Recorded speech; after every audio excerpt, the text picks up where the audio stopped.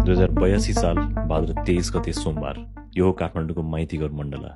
ठिक यहाँ छ संसद भवन, यो हो बानेश्वर चोक र यहाँ छ सिभिल हस्पिटल।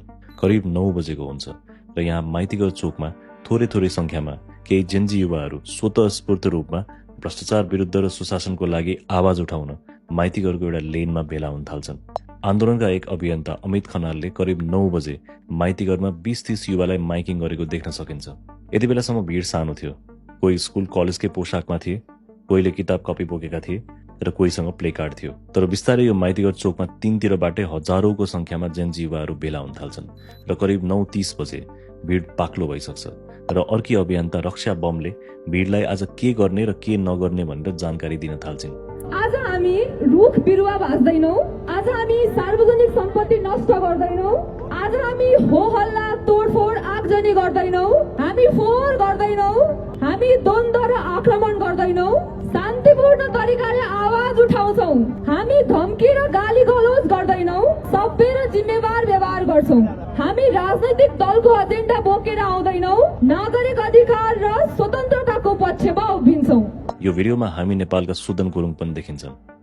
समय 10:30। माइतीघरमा भिड झन्झन बढ्दै थियो र अमित पनि त्यो भिडमै सामेल थिए। आन्दोलनको प्लान सिम्पल थियो, माइतीघरबाट मार्च पास गरेर एभरेस्ट होटल नेरको प्रहरी ब्यारिकेडिङसम्म पुग्ने र त्यहाँबाट फेरि फर्केर पुनः माइतीघरमा आएर शान्तिपूर्ण प्रदर्शन गर्ने। त्यही बीचमा माइतीघरमा रहेको भिडलाई एउटा संकेत आउँछ, बानेश्वरतर्फ अगाडि बढ्नु। समय 10:52। भिड बबरमल लिएर पुग्दै गर्दा कसैले नेपाल टेलिकमको कार्यालय नजिकको बिजुलीको पोलमा तत्कालीन प्रधानमन्त्री केपी शर्मा ओलीको तस्विर देख्छन् र यो तस्विर देखेर केही युवाहरू पोलमा चढेर तस्विर निकाल्न थाल्छन्। यही क्रममा प्रदर्शनको बीचमा रहेको सेतो गाडीमा रक्षा बम र अमित लगायतले भिडलाई आक्रोशित नहुन आग्रह गर्छन्। तर पोलमा चढेका युवाले ओलीको पोस्टर च्यात्छन् र तल झारेर कुल्चिन थाल्छन्।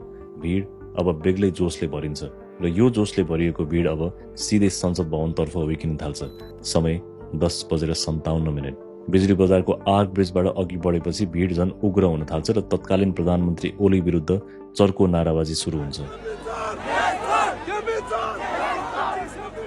भिडमा अमित लगायत केही व्यक्तिहरूले याभन्दा पर नजाउँ भन्दै हातले लाइन बनाएर भिडलाई रोक्न खोज्छन्।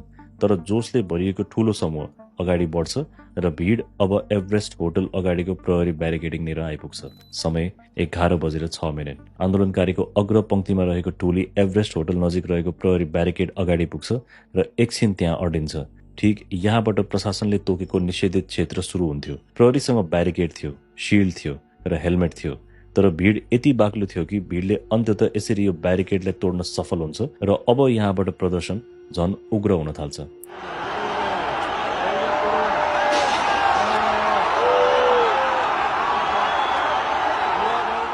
समय 11:35। आन्दोलनकारीले ब्यारिकेड तोडेपछि पुलिसले अब भिडलाई रोक्न पानीको फोहरा फाल्न थाल्छ। तर भिड ज्यादै भएकोले त्यति प्रभावकारी हुँदैन। तनाव बढ्ने संकेत देखेपछि अमित लगायत जेन्जी अगुवाहरूले स्कुल कलेज पढ्ने बच्चाहरूलाई घर फर्किन भन्दै सम्झाउन थाल्छन्। अनि त्यो ब्यारिकेडलाई चाहिँ तोड्न खोजियो। अनि हामीलाई चाहिँ त्यहाँ के फिल भयो भने म योजन रक्षा हामी हैन लगायतलाई चाहिँ के फिल भयो भने अब यहाँ चाहिँ अब असर ग्यास प्रार पानीको फहरा त त्यो फिक्स हुनेवाला छ भनेर चाहिँ हामी त्यो छोटा हात्तीमा थियौँ, त्यहाँबाट झऱ्यौँ र त्यो 5, 6, 7, 8 मा पढ्ने भाइ बहिनीहरूलाई सुरुमा त उनीहरूलाई त बिचरा केही पनि थाहा छैन, उनीहरूलाई घर पठाउनु पर्छ भनेर चाहिँ हामी त्यतातिर लाग्यौँ। यता पुलिसको तयारी हेर्दा यस्तो लाग्दै थियो कि उनीहरूले यो आन्दोलनलाई अन्डर एस्टिमेट गरेका थिए र यत्रो संख्यामा भिड आउँछ भन्ने अपेक्षा नै गरेका थिएनन्। खैर, अब यो भिड सिधै बानेश्वर चोकतर्फ अगाडि बढ्न थाल्छ।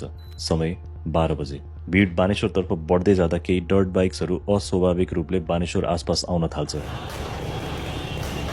उनीहरूले भिडलाई झन उत्तेजित गर्दै थिए र आन्दोलन अब बानेश्वरको ट्राफिक आइल्यान्ड वरिपरि आइपुग्छ।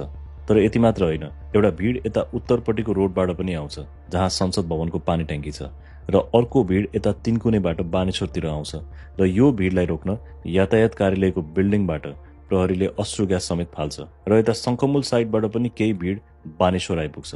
पुलिसलाई अब प्रेसर पर्न थाल्छ र भिडलाई कन्ट्रोल गर्न नसके अब यो भिड संसद भवनभित्र छिर्ने निश्चित थियो। त्यसैले पुलिसले अब यहाँबाट अन्धाधुन्द अश्रु ग्यास प्रहार गर्न थाल्छ। समय 12:06। जेन्जी युवाहरूले संसद भवनलाई बाहिरबाट घेर्न थाल्छन् र अधिकांश युवाहरू अब सिधै संसद भवन अगाडि आइपुग्छन्। माहौल एकदमै अशान्त हुँदै थियो। केही युवाहरू संसद भवन निरको गेटमा रहेको भवन चढ्न खोज्दै थिए। त्यही बेला यता माथि पानी ट्याङ्की एरिया आसपास पनि अश्रु ग्यास प्रहार हुन थाल्छ। अमितले यो सब नजिकैबाट निहालिरहेका हुन्छन् र आफ्ना साथीभाइहरूले सम्पर्क गर्न उनले आफ्नो फोन चेक गर्छन्, तर फोनमा सिग्नल थिएन। वरिपरि बुझ्दा कसैको पनि सिग्नल आइरहेको थिएन। यस्तो लाग्दै थियो कि त्यो ठाउँमा सञ्चार अवरुद्ध गर्नलाई नेटवर्क जाम गरिएको थियो। अमितकै अगाडि पुलिसले लाठीचार्ज र माइकिङ गरेर स्थिति नियन्त्रणमा लिन खोज्दै थियो, तर संसद भवनको अगाडि भिडलाई सम्हाल्न गाह्रो भइसकेको थियो। समय 12:30। बानेश्वर आसपासको क्षेत्रमा बेलुका 10 बजेसम्मको लागि कर्फ्यू आदेश जारी हुन्छ, तर त्यो भिडले कर्फ्यू बारे जानकारी नै पाएको हुँदैन र प्रदर्शन झन ठूलो हुँदै जान्छ। समय 12:55। संसद भवनको यो पश्चिमपट्टिको पर्खाललाई प्रदर्शनकारीले भत्काउन थाल्छन् र केही युवाहरू संसद भवनको दक्षिण पश्चिममा रहेको पुलिस पोस्टमा चढ्छन् र एकाएक पहिलोपल्ट संसद भवनको परिसर भित्रबाट हवाई फायरको आवाज सुनिन्छ। समय 1:22। संसद भवनको पर्खालमा ठूलो प्वाल पर्छ र अब प्रदर्शनकारीहरू संसद भवन भित्र छिर्न थाल्छन् र ठीक यही बेलाबाट केपी ओली सरकारको निर्देशनमा मृत्युको ताण्डव सुरु हुन्छ।